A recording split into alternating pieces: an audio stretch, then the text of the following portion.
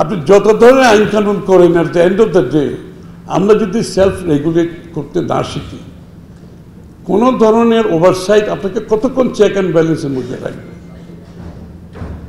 তো আমার রিকোয়েস্ট হচ্ছে কি যে এক্সচেঞ্জগুলো আপনারা ব্রোকারেজ হাউস যারা আছেন আপনারা আমাদেরকে ট্রান্সপারেন্ট হতে হবে এখানে, এবং ইনভেস্টর প্রোটেকশনের জন্য আমি মোস্তাক যেটা ভেরি রাইটলি চাই যে এই অ্যাওয়ারনেসটা আমাদের মধ্যে, যেরকম যে কনজিউমারদের যে একটা রাইট, ইনভেস্টরদের যে রাইট, এটাকে আমাদেরকে ফোরফ্রন্টে আনতে হবে।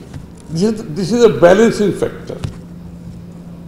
আর গভর্নমেন্টের পলিসি মেকিংয়ে, আমি ইকোনমিক পলিসি মেকিংয়ে ক্যাপিটাল মার্কেটের যে আপনি এখানে যেমন আপনার ক্যাপিটাল মার্কেটে লিকুইডিটি ছাড়া তো কোনো ক্যাপিটাল মার্কেট ডেভেলপ করতে পারবেন না। আপনি লুটপাট করতে করতে করতে করতে এমন জায়গায় আসছেন এখন আপনি ফ্লোর প্রাইস দিয়ে দিচ্ছেন, মানে আর লুটপাট করার এখন আর জায়গা নেই, এখন ফ্লোর প্রাইস দিয়ে দিচ্ছেন। আপনি ফ্লোর প্রাইস দিয়ে কি স্টকের এটাকে সলিউশন হওয়ার কোনো সুযোগ আছে? আপনি একদিকে বলতেছেন মার্কেটের কথা, আপনার এদিকে আবার দিয়েছেন ফ্লোর প্রাইস।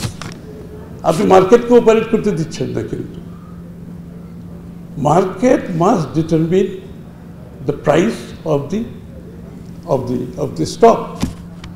আপনাকে এটাকে তো অ্যালাউ করতে হবে। যেরকম আমরা রিজার্ভ অ্যাকাউন্টে আমরা বিএনপির সময় আমরা সবসময় বিশ্বাস করেছি যে মার্কেট বেস আপনার এক্সচেঞ্জ রেট হতে হবে।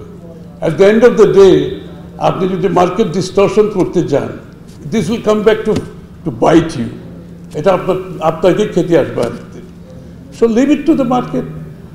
আপনি একদিকে মার্কেট সব লুটপাট করে খালি করে দিয়ে এখন ফ্লোর প্রাইস দিয়েছেন, এখন যাদের আমাদের ইনভেস্টাররা না ইভেন লস দিয়ে তো বিক্রি করতে পারছে না, তাহলে কি দাঁড়াচ্ছে?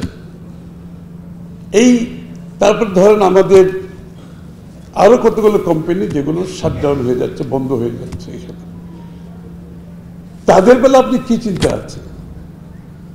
অনেকগুলো কোম্পানি উইলফুল ডিফল্টার, তাদের নিজস্ব কারণে তারা কোম্পানির অপারেশন বন্ধ হয়ে যাচ্ছে।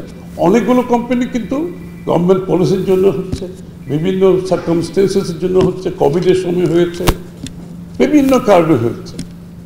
তা আপনাকে যে সমস্ত কোম্পানিগুলো বন্ধ হয়ে যাচ্ছে, যেগুলো মার্কেটে এখন অপারেট করার জন্য এলিজিবল হবে না, আই আন্ডারস্ট্যান্ড, এটা যদি ফান্ডামেন্টাল না থাকে আপনি জোর করে তো কাউকে অপারেট করতে পারবেন না।